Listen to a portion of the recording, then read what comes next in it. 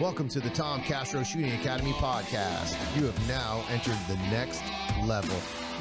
What's going on, guys? Welcome to a brand new episode of the Tom Castro Shooting Academy Next Level podcast. I have some special guests. Well, one of them seems to be just always on my podcast because we're really good friends. And I have another podcaster, guys, Mr. Alex Mansfield, better known as Manny Talks Shooting. Welcome, brother. How are you doing? Doing good, Tom. Thanks for inviting me on, brother. Yep. All right. So I brought. You messed up. You messed up the intro. It's our podcast. We've covered. Our podcast. No, it's not. No, it's not. He hasn't paid for anything. I promise. No. So, how many times have you said it's our podcast?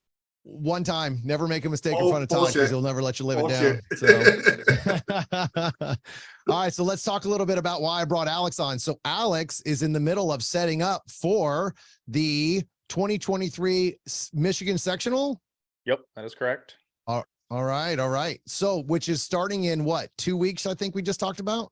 Yeah. So the match starts on April 15th. So nice. It's coming close. I've got 2 weeks. So my question is how much has the stress level gone up and now that you're getting 2 weeks in, are you getting close? I think some of the stress is definitely hit, but it is also coasting off due to the fact that a lot of the stuff is been checked off the box. Right. So what's the biggest obstacle? So how long have you been preparing for this match? Let's say since June of 2022, when I got asked literally the day of the Michigan Sectional last year, like, will you be the match director? I'm like, I guess so. Yeah, I think the guy who before knows what you're prepared for, so they try to give you a year's notice. Of preparation. Yeah. Well, and it should have been a year, but then we had to move up the match from June to April, so I lost a lot of valuable time. So why did you have to move it up? What happened? Well, we have to deal with at Brooklyn. It's not as you've been there, Tom. It's not a big town. It's rinky dink. It's small. There's a NASCAR track 5 miles down the road from the range, and they host one race a year. And last year it happened to affect Area 5, so we moved it forward a week. This year, well, and then let me rephrase this. There's also a country western music concert the week prior to those, so you were sandwiched right in the middle. And then we looked at 2023. The schedule looked good until NASCAR posted their schedule. And with how it worked is we couldn't move forward that week because we would have been top of Area 1. Oh. So we were like, okay, when and where can we move this date to? So we were scrambling to move Area 5, and the best scenario was, all right, we'll put it in June.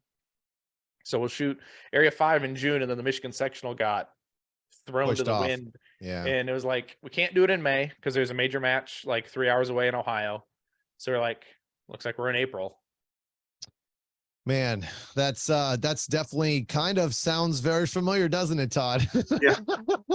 We had our date scheduled last year, and then Area 6 said, no, we want your date, and scheduled on top of it. And then they changed their date 3 times to Mother's Day weekend, and I moved mine up a month. So yeah, totally.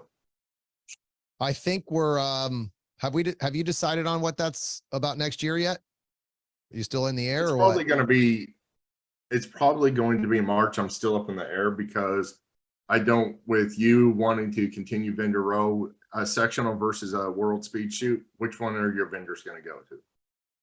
Well, I hope they come to ours because they're going to get treated better, but I'd rather not compete. That's the whole thing. Is it's not good to try to take away from other matches, right? So my goal is never to take away from another match. So I hope, honestly, I truly hope that vendors row is something that just becomes normal. I didn't do it just because I wanted it for South Carolina to be special. I did it so that it'll change our sport. I want to change the way we treat the vendors and so on and so forth. And the shooters, I think, even though the vendors got a lot out of it because I talked to 9 of them that showed up and worked, I'm telling you from the responses we've gotten back so far, they loved it. Shooters absolutely loved getting to shoot guns, get to try new product, get to see what they would want to buy and try it before they buy it. I mean, that's some of the guys that were at our match between Da Vinci, Hunter's HD Gold, all these Masterpiece Arms. They got to try the product before they ever had to buy it. And that's big when you're dropping $5,000 or $2,500 on a gun. A lot of people don't want to just go out and buy a $4,000 gun and go, oh, it's good just because of the price. That's not always the case. So it was very, very nice to see the experience that they all got. And the other thing that I thought was really cool was John from Outdoor Dynamics supplied both of our vendors that were basically shooting guns the entire time with ammo. So, again, free ammo for the shooters, free ammo for the vendors to be able to allow people to try their product. And I got to tell you, I was pretty fortunate I was unfortunate to run out of ammo or bullets before I left, but I was fortunate enough to be able to have John as a contact and call John from Outdoor Dynamics. And the entire time I was out there, which was almost 1,000 rounds, while I was coaching and training and teaching people, I shot nothing but Outdoor Dynamics ammo, not a single jam, not a single flaw. It was awesome. And it was a 125 grain that I don't usually shoot. So the fact that I didn't have a shit ton of ammo wasted on just trying to figure out what the recoil impulse was, I was very, very happy with his ammo. So I definitely recommend, and I will absolutely send anybody who doesn't reload, even reloaders, if you guys need ammo, definitely check out Outdoor Dynamics. I mean, John's pretty amazing, and he was a sponsor of the match. So, I mean, he's definitely out there supporting clubs and supporting matches. So I really, really want to thank him. It was pretty great. And yeah, not only did he do that, he also gave away 4 packets of 500 bullets apiece for the staff table. That was pretty awesome, because originally I didn't think ammo for this match. Yeah, originally I didn't think he was actually sponsoring the match in that facilitating the match that way. I thought he was taking care of Masterpiece Arms and Da Vinci, which in my opinion was more than enough because for sure. That gave everyone an opportunity to use those vendors.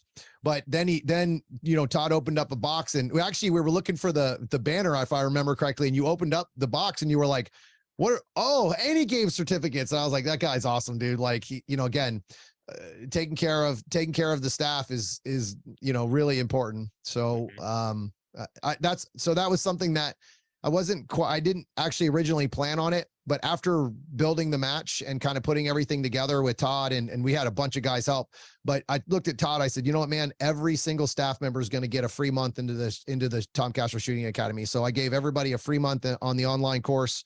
No questions asked. They can quit whenever. They gave them a free code. And a lot of them weren't able to come over and actually get the training like some of the other people did. So I definitely wanted to get them some training. So I threw out a code to those guys, and they sent it. Hopefully it's out in the email already. Todd sent it out and everybody saw it. So I already had a few sign up already, but they get a free month in the Insider Circle. So get that training. I want to always make sure my staff, or Todd's staff, since they work for him, not me, thank goodness. They are taken care of as much as you can, Yep, for sure. How about you, Alex? What's your deal with staff, man? How easy is it for you to find staff there? It depends. Honestly, it depends on what time of the year it is, because people got some staff are mostly retired, as we know, and they're the traveling ROs. But some people do have children who like to volunteer, or it depends. Seems where the match is in our state, because the section match will move around every 2 years. So depending on where you get the match at is who you'll get for staff. For me, I was very lucky. A lot of the staff who worked last year came back. So there was a very low turnover rate of who didn't sign back up. So I was very lucky on that end.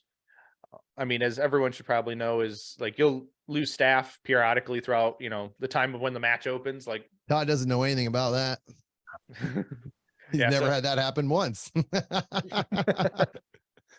Oh man. But so luckily enough, I've got staff. It's somewhat easy, and sometimes it's teeth pulling to find people, but I've been very fortunate that I've made enough connections working other major matches myself to be like, hey, will you come work my match, and kind of get that boots on the ground kind of mentality to get them to kind of work. So how much staff do you how many shooters do you pull from staff wise? Like, obviously I'm assuming it's an open invitation to kind of ask everybody to help, but what do you think your average, and I guess, let me ask it this way.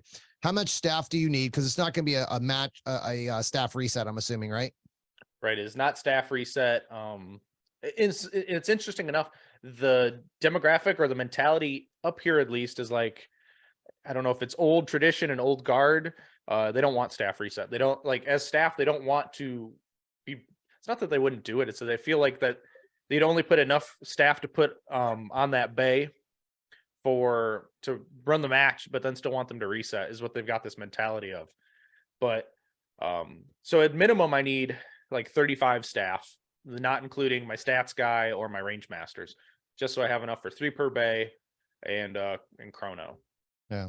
Now, how do you take care of your staff? Do you pay them? I mean, how does that work? Do you have a certain amount that you guys have worked out with them, or? Well, typically what we're going to do is usually we take really good care of our staff in a staff prize table, along with if they room up, they're going to get a whole hotel room comped, or I'm going to cover half of their hotel room, whatever at the match hotel. If they decide to go somewhere else, I'll reimburse them up to whatever the half of the rate was. Yeah. Food's on us, so we do a big staff dinner along with their meals while they're working, and we do try to take care of them really well with the staff prize table. So we'll kind of cherry pick and make sure that the table's good for them. We try to get a couple guns each year for them. So nice. Yeah, this year we had how many guns do we have, Todd? I think we said eight guns. I think it was 7. 8 guns. We put 2 on the staff table, and I think it was 2 Hunters HD gold certs. Yep. Yeah. So we had Todd ended up splitting up some of the took 2 of the guns away and gave them to staff, which was more than good. Gave that away to those guys, and then they got what was the other thing? Was it HD certs? You said you took a couple of those. Yeah, nice. Yep. And then took a couple of the certs for those guys, and then so it was good, man. And actually, at the end, we had I had a prize package that I was able to get from Pro Shot Products. Pro Shot is a cleaning product company that I am actually now sponsored by and use all their gear and absolutely love it. I actually thought I had some up here since I cleaned my gun the last time, which I put it away in a box like it's supposed to be, but they ended up sending us a ton of samples for the match, which was awesome because we ended up using it. I threw them out on the save tables, and I had a lot of people. I was really surprised how many people actually came up and said how much they really liked it. I put catalogs out because they sent me like a package of all of their like cleaning products, like a lot of it. I was like, I was like, what did you send me? Like a box of rocks? I mean, it was just so much stuff in there. I was like, holy crap. So actually it was funny because the stuff they sent me, I ended up taking some of it to the match, and like they gave me a bunch of catalogs to give out. So I took them to the match and laid them out on the tables. Dude, those things were gone. I was like, oh man, I guess everybody likes this stuff. They're going to get a catalog. They took the catalogs, but I had like, I don't know, I think 45 or 50 samples, like little small bottles. I threw them out on the tables and they disappeared every day. So that was really cool. And I got feedback from a lot of people about it. I was really surprised. But they were able to sponsor the safe tables, which we all know the other companies that do that kind of aren't. The thing with Pro Shot that I like is they're made in America, they're from Illinois, and you like actually talk to the owner. Like I'm not talking to a corporate guy, I'm not talking to a salesperson, I'm talking to the owner of the business. So it was definitely a match made in heaven for me to definitely talk to them, and they're actually going to sponsor the podcast. So hopefully I'm going to sit down with him. South Carolina really kind of beat me up a little bit on like what my personal stuff was. I ended up getting a couple of sponsors that I haven't been able to tell anybody about. So I'm just like, all right, once I get home, I'm just going to settle in and try to get my shit back together. South Carolina was, it was a lot. So, but, so with your staff or with your prize packages, I'm really interested in what you guys are doing with. How are you finding vendors? How many vendors are you trying to get? Are you getting vendors for the South Carolina for the Michigan Sectional? Or are you driving most of that stuff to your big Area 5 match? Well, how I like to put it is I've made partnerships with a lot of people with my podcast. So I went straight to my podcast sponsors and partners and be like, hey, I'm running a match. You're going to get eyes on your product. Will you please sponsor the match? And I think every one of my personal sponsors, or I can't say partners in my journey have like, yep, we're 100% behind you. We'll send you what you need. Just send us over your sponsorship packet so we can figure out what we kind of need to give you, which has been really nice. Last year, I think I looked at the numbers. We only had 4 or 5 sponsors of the Michigan Sectional last year. I've, tripled it to 12. Nice. So, but I've been boots on the ground with it and very lucky with some contacts too, because I was able to pull like Michigan-based company Trigicon back in. I didn't have any real relationships with them until I got one email chain sent to me. It was like, here, this is the person you call. Yeah. Okay. But send that to us. That's fine. I'll send it to you, Todd. Don't worry. I think, well, don't send it to Todd because he messes it up. Because then I have to go and find out what he said to a vendor when he dumps it in my plate a week later. So Send it to Tom. I am interested in, or I would like to talk a little bit about that. That to me was the hardest thing so far as trying to get vendors was knowing who to contact. Mm-hmm. That has definitely been the hard part. I'm pretty fortunate that Matt Hopkins moved to South Carolina and was a big part of this match for scheduling and things like that. So I was able to kind of get a little bit of inside information from him about not so much who to call, but like, these are who you're looking for in the industry, right? That this specific person is the type of person that does this vendoring and all that kind of stuff. So, yeah. So like, again, it's the hardest part is finding who the hell to talk to. Yeah. Well, and when you find them, getting them to answer you back or get a call back. Cause I personally, the emails that I sent out, as much as I try to explain, cause I'm pretty good at writing the stuff down that I like, the passion that I have on paper, but it's never the same as talking to me. Right. Or talking to someone in general, like, hey, look, this is what we want to do. This is our plan. This is what we're going to execute. Versus going, yep, I read, okay, cool. I read there's some stuff going on in the vendor area. Cool. Whatever, you know? So it's definitely that phone call. I'm still that handshake guy. You know what I mean? I just prefer that way of business anyway. Well, and honestly, talking on the phone with somebody is a lot easier to communicate back and forth instead of this is an email, it's black and white.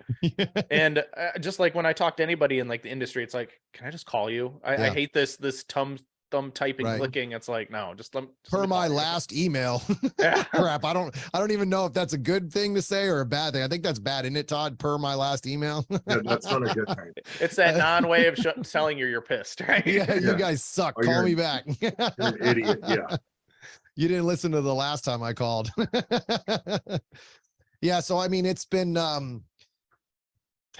I didn't think that actually getting the vendors was the hard part. It was getting a hold of the vendors that was the hard part, or getting a response was the hard part. So it's definitely something that I hope to be able to improve next year, and make a little bit easier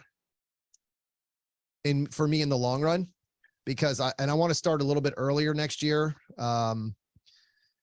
Well, and there's a trick to that too. If you ask too early, they don't have their budget for the next year. 100%. If you ask too late, they've already spent their money and they can't help you. Right. And that's, and like some people say, oh, wait till January. I'm like, why would I wait till January when I'm ready to start this in September or October? It's my goal is honestly, like my goal after experiencing and having something to show to someone, like I literally just made a video showing Vendors Row, showing the match, showing the staff, showing the amount of, I guess, the amount of publicity that we have that we can put into the match, and showing their gear off and showing how many people walk in and out of that vendor area.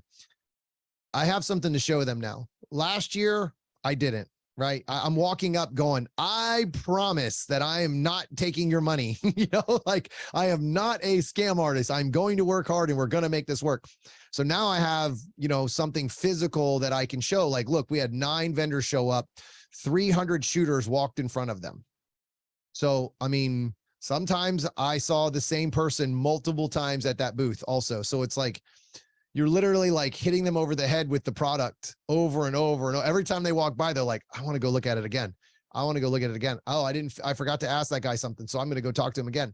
So Target USA, Jason was there from Target USA, and he had somebody at his booth constantly. And I was like, I don't ever remember seeing a Target company have as much people show up and talk to somebody. So I thought that was something like that is something that you're not going to see at every match, that someone's going to go, oh, I'm going to go see the Target guy or the Steel guy.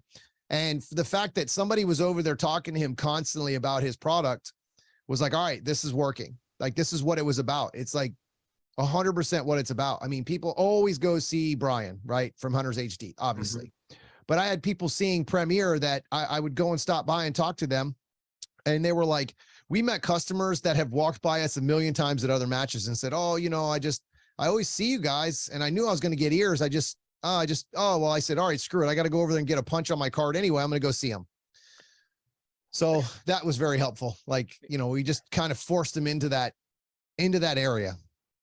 It is nice. And Jason's product is fantastic, if I will say so. Like, I mean, he and I have got a great relationship. You know, his targets are awesome. A lot of people don't actually have never seen his products. Like, they see the video of the holy monkey, right? But they don't know how realistic, like the stomp activating devices are cool. The rhino knockdowns are cool, especially like if you're training. Like, I love the rhino knockdown flipped upside down, and you don't ever have to reset no popper or any big piece of steel. But yeah, I'm with you, man. I actually am going to start using his products in my classes. I actually am going to start representing him a little bit after this match. So I plan on bringing some more, hopefully some highlight some of his stuff. So, cause I was impressed with his product as well. So I other thing I like is that if you shoot something or somebody shoots something, you just go get a 2x4 or a 2x6. It's very nice. I don't have to weld anything. I don't have to go crazy. I really like that. So he's got a lot of innovative stuff. He really does. So he showed me a couple of targets and I'm like, oh God, here we go. Well, like, you know, people are going to be complaining about that one. Well, you should be honored because he came all the way from Alaska to hang out with you. Yes, he did. So he was I'm going to say a last minute addition, but not. I talked to him at SHOT Show about the match. And I think he decided like basically week or 2 weeks before the match, he goes, all right, man, I'm going to try this. He's like, originally, I love what you're saying you're going to do. I want to see what you're going to do. He's a big supporter of Max Leograndis's, what do they call that? PCSL. So he's a big supporter of that. So I like the fact that he's trying to, he wants things to grow. I mean, I don't see why you wouldn't as a company, right? If the business or the sport grows, his company grows. More ranges, more sales. It's just how it works. I wish we could have got a little bit more promotion out of this match that didn't just come from me, but it's a little frustrating. Thank you, by the way, for sharing my stuff. I noticed that every time I made a post about South Carolina, you posted it. So thank you very much. That was awesome. Well, I mean, somebody's got to do it. I mean, if it's not the feet on the ground, it's got to be the next guy. Yeah, I don't know why it wasn't getting shared because it wasn't about me. It was about the sponsors and the vendors but whatever, I'll let it go. So we'll, hopefully I'll just start making everything. I'm going to send everything to Masterpiece Arms and then we'll finally get a share. Yeah. So, cause it gets a reshare and then it'll get posted. It's the only share I got was from a video that was made that Masterpiece Arms shared. Isn't that just sad and petty? But just seems to be the way it is. So, but yeah, man. So the thing for South Carolina that we had was we had some rain. So you're talking about maybe you might have a little snow at this match. You're hoping no? I'm hoping it's just going to be rain. But we plan for rain as worst case scenario. This is something I learned from my mentor, range master, Walt Pagel. We put up walls around our activators and build canopies. So Leif really was the one who made this mainstream. It seemed like everyone noticed when Leif Kunkel does it in Kentucky, but he learned it from my mentor, Walt. So we build the canopy, we put the walls up and pull the tarp to make a canopy. So your activator always stays dry. So luckily if it rains, the worst thing we come is, we got water on the ground. So you put up walls and just so you can put a roof over the top of them. So in other words, so that it doesn't sink is what is the goal. Yep. So then it's not, so say the swinger is not getting pounded with water. It's very consistent that way without having to use waterproof targets. It's just another way. It's, I guess, the cheap insurance policy. I mean, that was my next question is, you guys using waterproof targets? No, not yet. But I actually haven't seen, I don't think up here I've seen a match with waterproof targets. And if it's only, and every target is, there's whoever stamps them could be different, right? So it's kind of hard to use a non-waterproof target with a waterproof target on the same stage for your match because your perfs could be wrong and different from a consistency standpoint. I've seen matches that will do all their hardcover waterproof. That way, if they have to hardcover, will be waterproof. That way, if they change it out, it's already there, and then use regular cardboard targets that way. But I just spend the club extra money, and they're all for it, just to get everything waterproof, so the whole match is that way, so I don't have to change anything, especially with the half-day format. So, Alex, I'm interested in how much would you have to raise the price of your match to cover the cost of waterproof targets? $5 a shooter, $2 a shooter? What do you think you would have to raise it to make it worthwhile to just cover that individual cost? Todd, what is the per box price on a box of targets. Let me look it up right now because it fluctuates. It's roughly double the charge. But that's because of the shipping. I think they're heavier because of the wax. Yeah. Well, and from which sucks. So, I mean, it could be an added cost. And I know, I don't know if I said it I think I said it in the pre-show, but we bought a bunch of targets like the year prior. Right. So we were sitting on a stack of targets at a great deal. And so we're burning through them. And then I think, Tom, you and I even talked offline about the extra effort into making a waterproof target a hardcover. Yeah. Like the extra time and effort. Time and effort's not the hard part. It's just you got to find the time and make it to make them waterproof. Because I know I spent 3 days in my basement painting targets. Yeah, I think you can. I think you can honestly buy them waterproof targets, and then I think you have to. I think there's a way to make it to where the paint is a waterproof option, right? So I think honestly, I haven't really experimented too much, but I'm thinking you might even be able to use like a lacquer or a polyurethane over the target and still keep it waterproof. Because really all you're doing for like the face of a cardboard target isn't really the issue. Obviously it gets wet when it gets holes in it. It's the edges, right? Yep. So you have to really kind of spray it. I haven't seen the process that they use, but I'm assuming that they just lay them down on a table and it's just a machine that just shoots hot wax on it. Then they dry and then they package them because I mean, that wax melts once it gets hot. Like if you leave them in a Connex at 200 degrees, that's what I was talking to. No, it was, I asked why they don't use waterproof targets at nationals. And it was because they store it all in Alabama. So like obviously where they have nationals is where they store it. Well, they said if they put it in the Connex, it'll melt and stick together and then they're no longer worth anything afterwards. And I didn't realize that they were that sensitive, but it's wax, right? It's a candle. They just poured over the top of a target. So Todd, did you have that price? Yep. $89 for 50. So that is about $10 more. Oh, wait. No, it's for 50. That's double. That's double. Yeah, that's why I said it's double the price. Yeah, Whenever I figured out it's roughly double whatever we would get through. I think we get ours through Target Barn. Yeah. And it's roughly double what it is there. But I've done the match for 3 years and we've used all waterproof all 3 years. Never had to use it till this year. And I was very thankful. And we even got comments on our survey that went out today that the staff was even going, thank you for using waterproof targets. I think the staff is happier, obviously, on a staff reset. But if we would have had to do it as a shooter, I don't know how we would have finished the match with bags. I just don't see it. It takes so much longer. Say it again. I was just saying, not in a half-day format is what I was saying. Now, do you still bag your targets overnight to keep the humidity away from? We don't bag the straight up ones. We learned after the first night that we need to bag we had 12 stinking 45-degree targets, which will never happen again. But we had 12 45s that we had to bag. So the first night we learned, okay, we just wasted 12 targets that had like 20 shots in each of them because they all wilted. And then we just put new ones on top of it and bagged them overnight. So we lost only one target. We walked the stages on Wednesday as a staff. So it was me, Todd, and I think Tyler Meisenheimer was there. I think it was mostly just a few guys that were like the main setup crew that were there. Chris Holiday. They all walked with the range master and we moved things, changed things, whatever we had to do. And I think we only lost one stage, or I'm sorry, one target that was a 45-degree angle.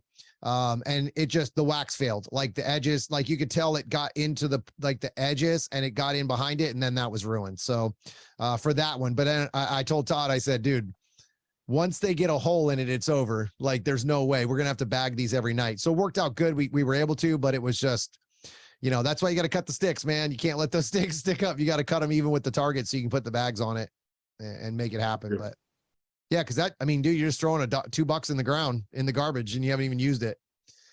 But I want to talk a little bit about something that Todd did that was special that a lot of people don't do. And I think it helps staff a lot with their experience. Maybe not the staff that's shooting it on the early day, but definitely the staff throughout the match. So Todd had it set up to where they did a Thursday staff day. Which I unfortunately shot. So on Thursday staff day, like everybody understands how staff day works. It's you don't expect to shoot well. You're there for the match, right? Well, I don't like that. I don't like that mindset. I don't like that thought process. I can't stand that staff is treated as a guinea pig, I guess is kind of what it would be. So Todd has set it up to where on Thursday, you kind of get an early guinea pig, somebody who comes in, they have a squad of people that shoot. Most of them are range masters, like early setup staff crew, guys that are there to kind of, that the match is more important than they're shooting for that specific match. So I never think about my match in that way. I'm always super competitive, but didn't realize what stat day I signed up for.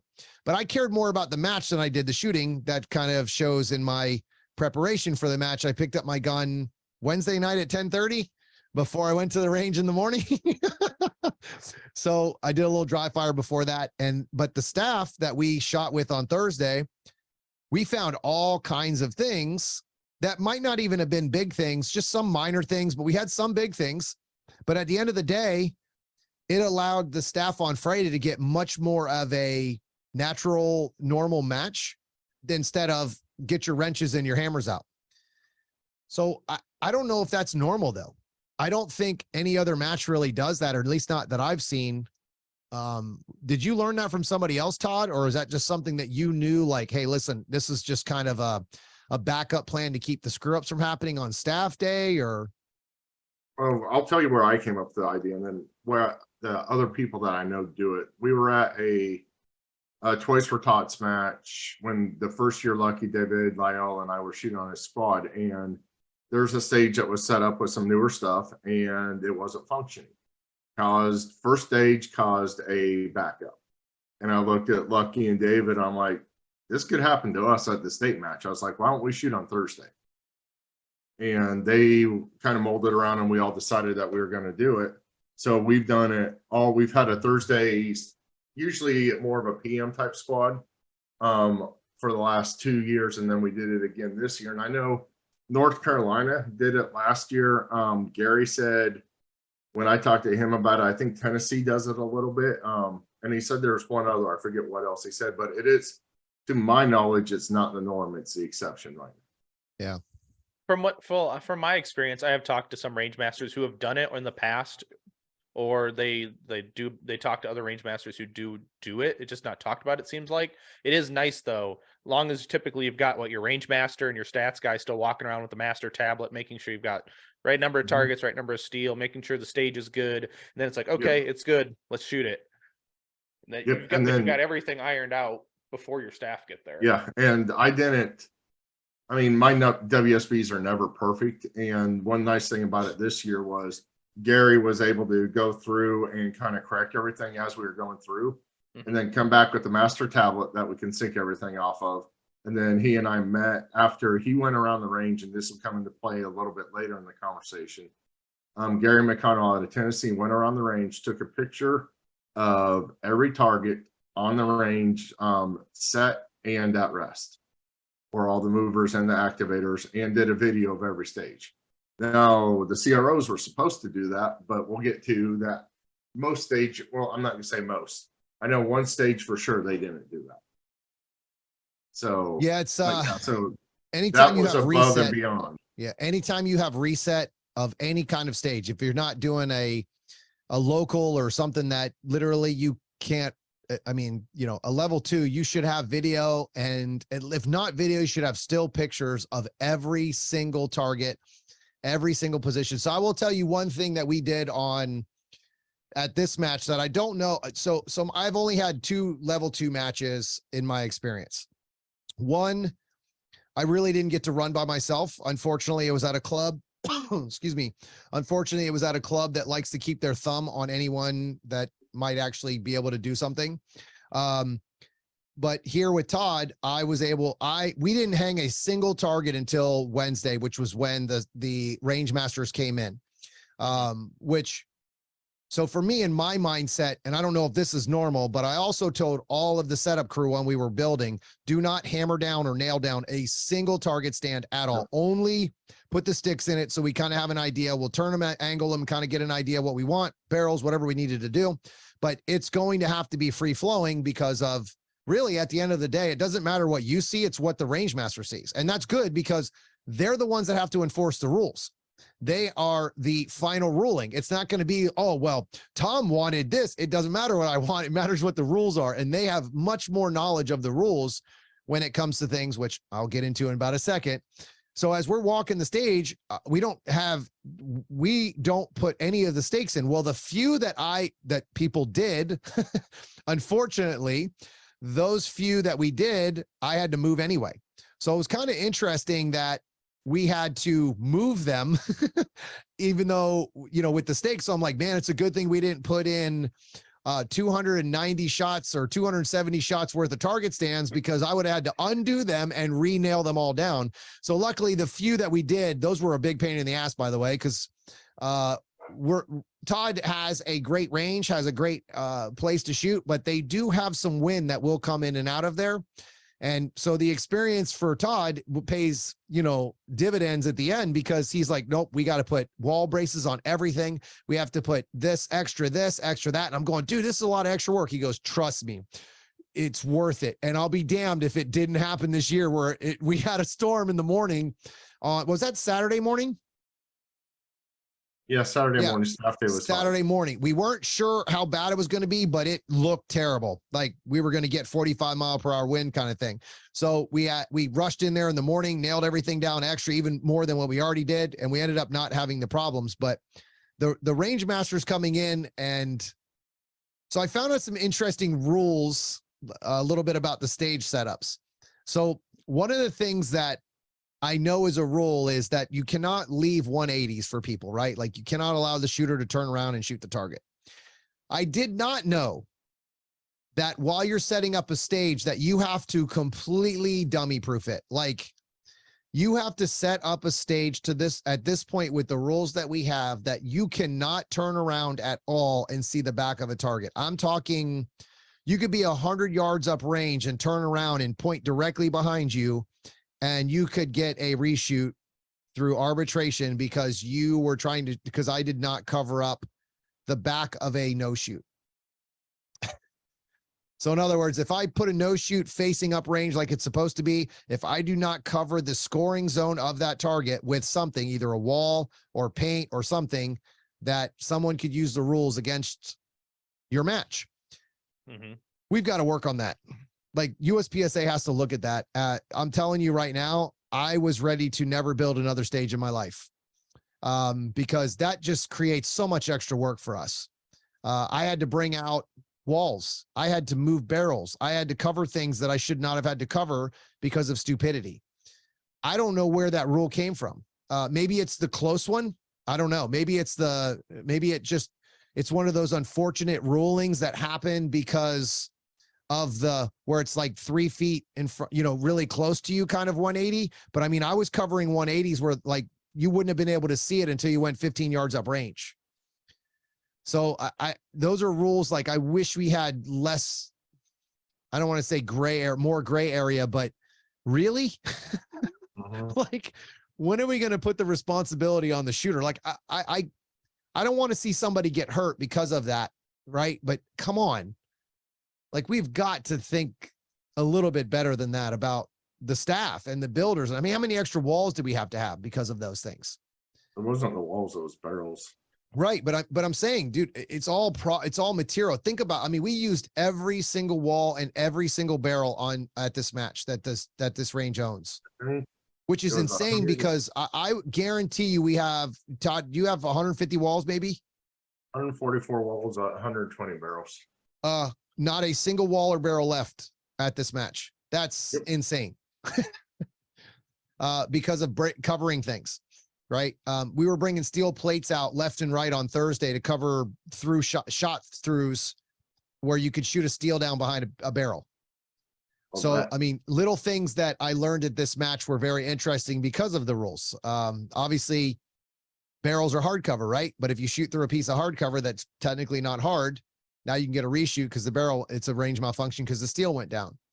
So I learned a very valuable lesson. Barrels are garbage, right? They're visual barriers. So don't put them near anything that you can need to shoot, right? So very valuable lesson learned to maybe basically use steel for everything. Right. Hardcover. Well, and that if any popper that is next to a wall will shred your wall eventually. 100%. Yeah. Well, I know that one, like paper, obviously, like and everyone thinks that you have to you only have to really cover the side of the steel. That's where most of the ricochets and spalter go to. So it's just a lot of extra work to think of that stuff though, right? Like you need extra material for that because you can put a target right next to it, but now you need a barrel and that barrel's getting destroyed. Don't plan on touching that barrel at the end of the match because you're going to be bleeding to death by the time you remove it. Well, and even barrels, the fact is I hate moving barrels because you either roll them on the ground and you kick them all the way there. It's like, can I just pick up this wall and carry it? It's a lot easier that way than right. Yeah, I mean, then you have issues where you have the wall and then somebody can shoot underneath the wall, right? And you got some idiot who shoots under the wall and now it puts pressure on your ROs. That was another thing that I paid attention to a lot is during staff reset day, I was talking to Gary about, like, I want to take all the pressure off the ROs. I mean, I found a hole in a stage that I really enjoyed. I'm like, ooh, I could shoot over the top of this barrel and it'll add a different stage plan to this stage. And I went up to Gary and I said, listen, man, I can shoot this shot. I know I can hit this shot. A lot of people can hit the shot, but other people aren't going to make this shot. They're going to shoot through the barrel and it's going to ricochet and it's going to be really hard on the ROs to make the call. So we added an extra barrel, which took away a lot of stage plans. It still made it a great stage. It just ruined options on the left side of the stage.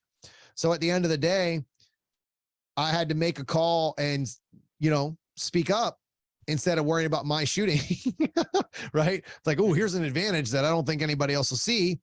But it ended up being that stage actually worked out. There wasn't a single reshoot on that steel because I put that barrel up.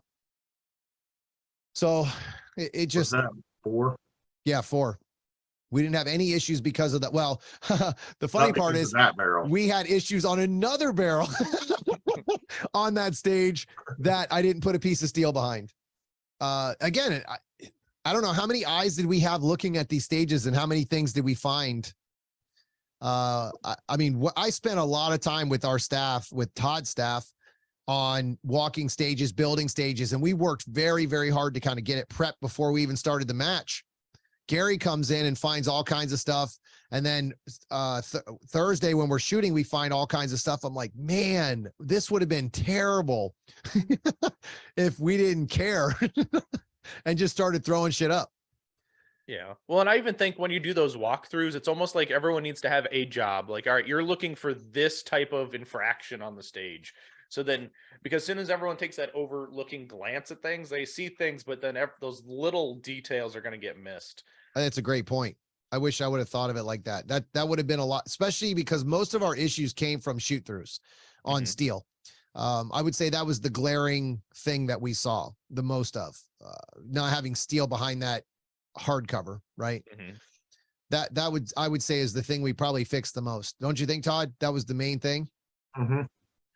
We had a few targets that we had to turn and twist and things like that. But I mean, we had a great staff, man. Our range masters were awesome. So who you having range master for you up north? This year we've got Dan Click. This will be his first inaugural match as the range master of record. Last year he was inducted into the range master program. Nice. And finished. So he's a friend of mine. We shoot majors together from time to time, but he finished schooling and originally we were supposed to have another range master, and then that range master got another major to do. He's still going to come work the match, but he actually had one on the docket because range masters have to fulfill this requirement of run a level 2 or 3 as a range master, or CRO a level 3, or nationals to keep their accreditation without having to take the written rule book test. Right. So Dan didn't have any matches as the RM, so I was like, I made some calls to a couple people and I was like, hey, we cool with this? And they're like, yep. So Dan is my official range master record, and then I've got my backup / just another range master, Walt Pagel. So we've got 2 just for the sake of being able to split up and if we need to, but which isn't a big issue if we're just using their 10 events bays. It's all right there. As most people have seen, the range is quite accommodating for the most part. Yeah. So your guys are using the down low bays, Mhm. the upper bays that you used for the Area 5 won't be used for this match. No, not for this match, but Area Nice. 5, we will use all of those. And I think we're up to 16 stages now for Area 5. Wow, nice. Awesome. Are you doing double bays or is everything just single bay stuff? There's one bay that is a double bay. Okay. So why did you decide to do a double? Do you have anything going on for vendors? We're still in talks with a couple of the vendors. I need to reach back out for the match director on that one. We need to talk and see if Brian's available. I've asked him like 4 times when I've called him on the phone. It's like, Brian, you coming, buddy? He's like, I don't know yet, man. I got to look at my schedule. I'm like, Brian, you coming? Yeah. So it's almost April, so I can bother him again about it. He is definitely a guy that you should start in December of last year. Well, and we even maybe did 2021.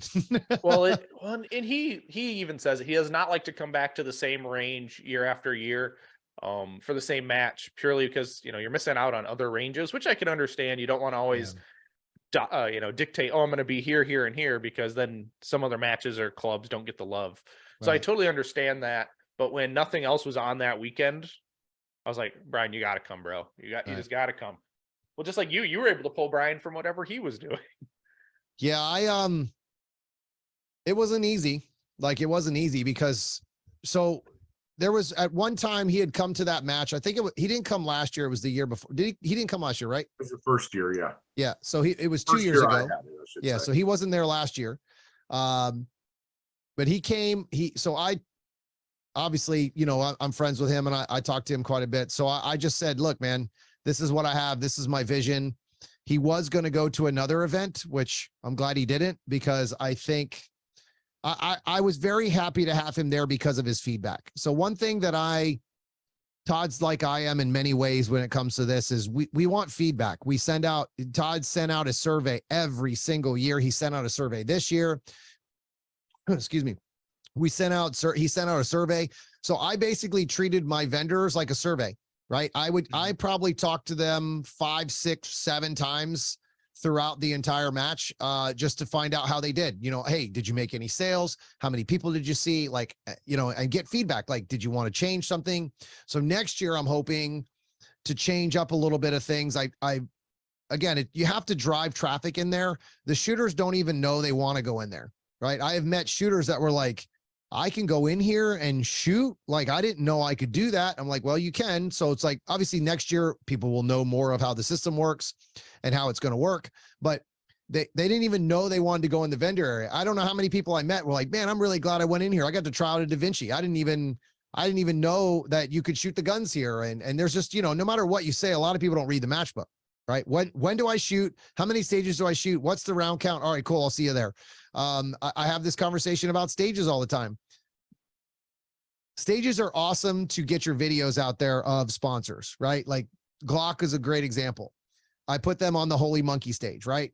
Or Todd did. And it just happened to be, that was the Holy Monkey stage. So I put their banner right in front of the Holy Monkey stage, but none of the shooters tag them. They don't tag the vendors. They don't tag Target USA. They don't tag Glock. So at the end of the day, we're not showing the sponsors, hey, look, guys, we love you and thank you so much for because shooters only think about their score, right? They're not paying attention to who's sponsoring the match, or they're not thinking of the benefits that tagging that company will bring. I made a comment on one of my live videos the other day on Instagram. I was like, you tag all your buddies in your videos, but they don't give you guns. If you tag Glock, they'll give you a gun for a match one day, you dummy. Like, think about it, guys. Like, the sponsors are where it should be at. And we're not trained to do that in this sport, right? We're not trained to promote the sport or the vendors. We just think, oh, USPSA is promote USPSA, but USPSA isn't promoting us, right? We have to promote us. We have to promote the vendors. We have to promote the matches. I mean, the fact that we are a level 2 match and don't have any shares, I don't know. How many times have I heard about your match from our organization? Oh, none at all. I mean, I was gonna say, what, huh? There's a match in Michigan. Hold on, just 1 second. I think Todd sent me this. I'm going to put a number out here.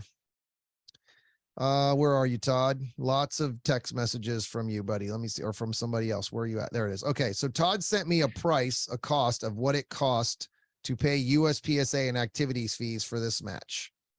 So we paid $747.50. We don't have a single share. So why did I pay $750, or why did Todd pay $750 to USPSA? Rule book? Awesome. How about an effing share? How about, and it's not, I don't care if you talk about me, you can hate me all you want. Talk about our match. We're the first level 2 match in USPSA for the year. Mm-hmm. I don't understand it. I don't understand it, but it's funny because I made a video and one of our main sponsors that came to our match shared my video, and that's how the share was from that person, not from me. They didn't share my video. They shared it from her post. Mm-hmm. And it's just like, the petty shit in this sport is unbelievable to me. Right. And I can only see that fee going up, our activity fees for level 2 matches. It's unfortunately, it's a part of the, the fee structure of your match too, which when the fees go up, and I couldn't understand anyone who'd want to run a classifier in a level 2 or a level 3 match. No, $2.50 a shooter is enough. Right. Yeah. And then you add $1.50 on top of that. You're like, really?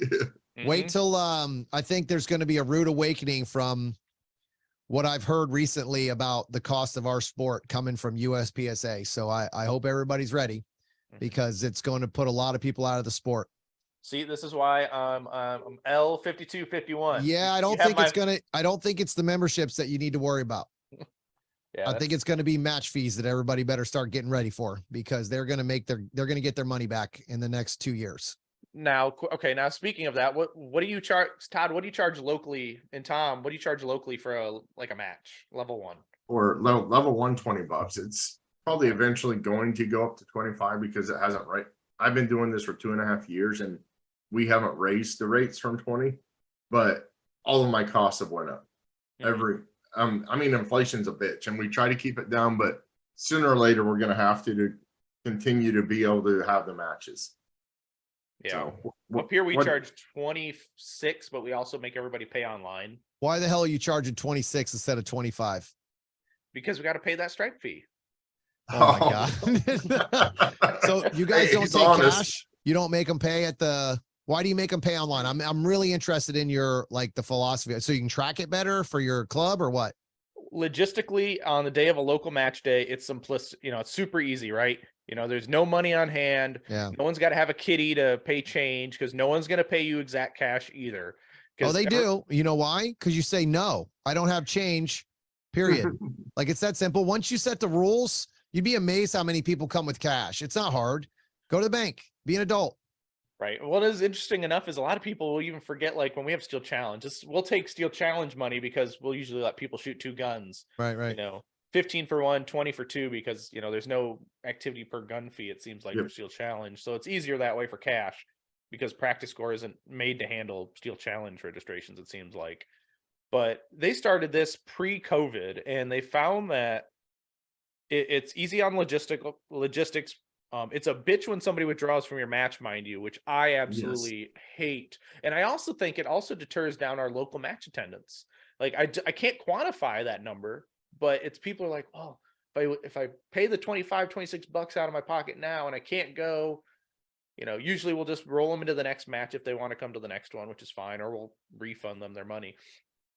But it becomes a logistical nightmare. And I'd like to go back to cash, but I need to convince the rest of my match directors at the club to go back to it. There's no way I would do online for level 1, because there's 10%, roughly from the first, when I open up the match to the match, there's 10 to 15% fluctuation in there. And I'm not going to keep track of that month to month. There's no way.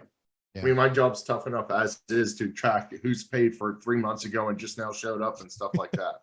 Yes. Yeah. I don't want to keep a record. I don't want to track anybody. So I just raised my price to 25.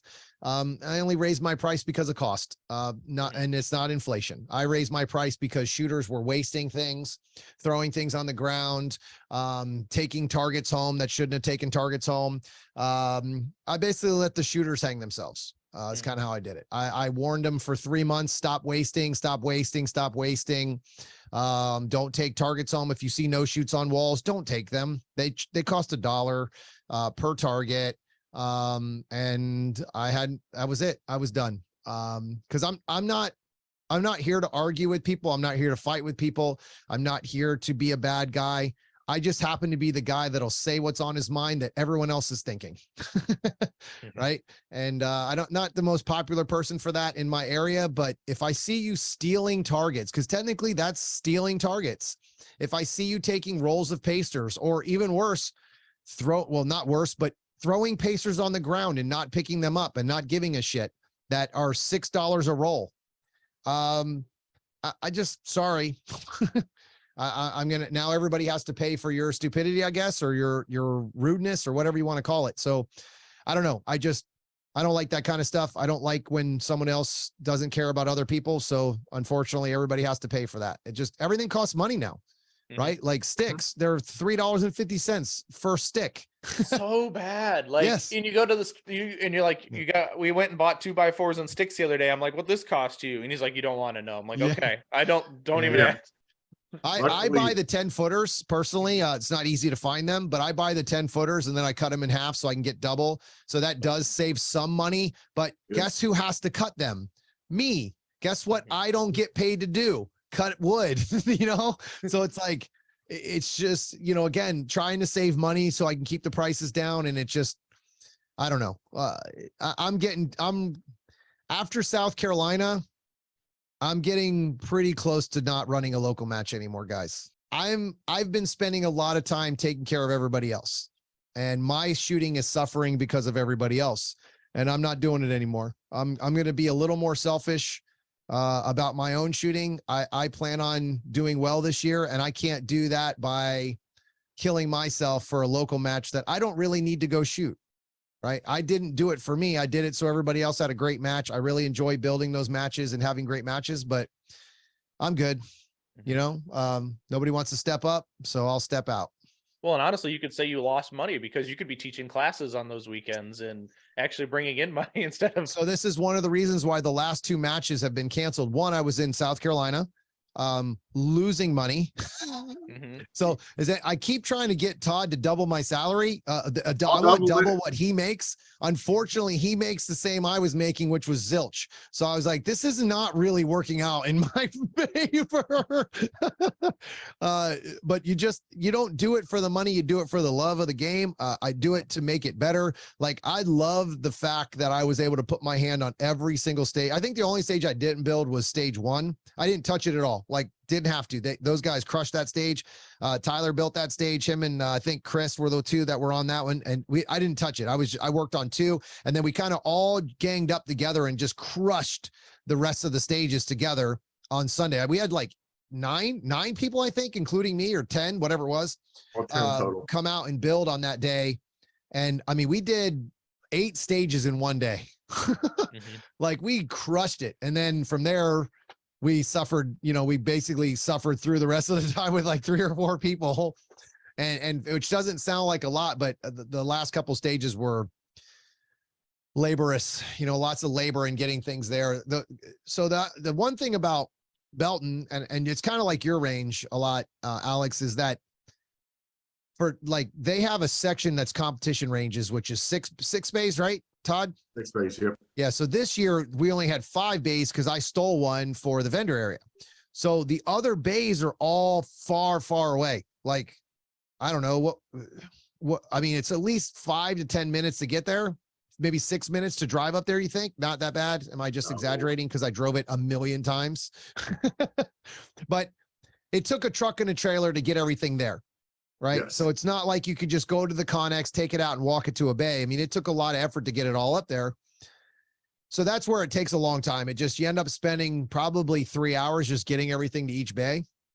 And that's the hardest and most time consuming before you can even put anything on the ground. But I would say 7 through 10. I think 10 was probably one of our easier stages to build, but 7 through 10 was our most complex, right? Like those stages took a lot of extra shit to put up. So you've got to go. So I see there's really long bays, right? Yeah. Yeah, those are technically rifle bays. Yeah. So then so I'm assuming the other pistol bays are behind the rifle bays? Yep. Well, there's, let me see if I can pull up a diagram. And actually share that if you could, Alex, so I can show the world what we're doing. Let's see. Let's share. So if you guys are watching the YouTube video, this will be on the video, so you'll be able to see it. You'll be able to see what we have here. So right now, like if you go to the, if you're looking at the left there, that's the competition bays. Yep. So that top bay is bay 1. Yep. And then it's 2, 3, 4, 5, 6. But if you go down just a little bit farther, you'll see that bay right there that we actually had to take that bay right there where you're pointing. That's bay 6 of this year. That is usually a public range with steel. And that's like one of the most popular bays. So we had to actually steal that this year that we didn't steal last year, turn that into a bay. And if you go to the right, so it's these 4 here, you'll see, nope, those on the back we didn't use. Yep. All of those. So that was 7, 8 from left to right was 7, 8, 9, and 10 this year. So imagine just, if you look, that road to the left of all the competition bays, we had to drive all the way from there, all the way up to those far right bays to bring everything in. So, and then top left is shotgun. I mean, this is a great range. And oh yeah, it definitely looks nice now. Yeah. And you can, because you come in off of this road, it seems like, and then you go past the clubhouse, I'm assuming. Yeah, that's the clubhouse. Yep. So then you go down the road, then come down the hill. So if you go down that hill, the way I set up the vendor areas, you go down that hill and you couldn't drive through there. The only people who could drive through there were carts, right? We had all the food on the left of where your arrow is now. Yep. That was the food. We had an ice cream truck or a homemade ice cream, or whatever. I guess that's what I'd call it. Homemade ice cream. And then there was a food truck right next to that. Brian was to the right. If you go up to the top just a little bit, yep, Brian was set up right around there. Registration is in that first building on your right. That's where I put the registration. And then all the vendors, the warm-up bay, and everything else was kind of blended in there. So I actually just made a video that I'll eventually post up. I'll probably share the video in here around this time so you guys can all see the video that I made. But it's, yeah, man, it's exciting. I'm excited about, having the opportunity to do it again next year. I know Todd and I, so go ahead and jump off of that. I know Todd and I were, we were both questioning whether we should do this again. At the end of every match, I question it. Yeah, it was, I will say at the end of the match was more frustrating than anything because everybody goes home except for the people that can't. And fortunately, we had 10 people to stay and help tear it down. Yep. We were very, very lucky that we had those 10 people because I barely got my own stuff broken down. I was pretty done. I don't usually fall off very much, but I was having a hard time standing up. I was falling asleep on Sunday when it was raining. I was trying to edit a video. And I sat in front of that thing for over, I probably sat there for 2 hours and didn't make a single edit button click. The computer just sat open. And if it wasn't for people coming up to talk to me, I was just in another world. So I had Todd and I were the first ones to the range and the last ones to leave. I wouldn't change it for anything though, man. It was a amazing experience to work with Todd. The guy is, I'm definitely going to bring on one of our friends, Clay. Got a chance to ride around with him on Sunday or Saturday and Sunday. The guy's a hoot to talk to. He's amazing. He's a lot of fun to be around. So I think it'll be a funny podcast, but I think people need to understand what these match directors are going through. It's not easy. It's really not easy at all. Like it sucks. Like it's a shitty job. Like you take responsibility for everything. Even if it's not your fault, you take things personal that shouldn't be personal. I mean, Todd and I probably yelled at each other 3 or 4 times because he was snappy or I was snappy. And we were like, you don't talk to me like that. And they were like, okay, I love you. like, don't, this isn't going to get between our friends. It's just how it is. Like, there's a lot to the match that I know the funny thing is, or it's not really funny, it sucks because I saw Todd maybe 3 times when the match was happening. So Friday, I barely saw him. Saturday, I never saw him. Sunday, I never saw him. And we were literally running around. I would go, hey, how's it going? He would give me a quick word. I got to go. He'd come into the vendor. He goes, hey, how's it going? I was like, I got to go. We never really got a chance to kind of team up. You know what I mean? Like, and help each other. We didn't really have it. We were just busy with our own stuff. Thank you for tuning in to this episode of the Tom Castro Shooting Academy Next Level Podcast. This is the end of part 1. Tune in next week to listen to part 2.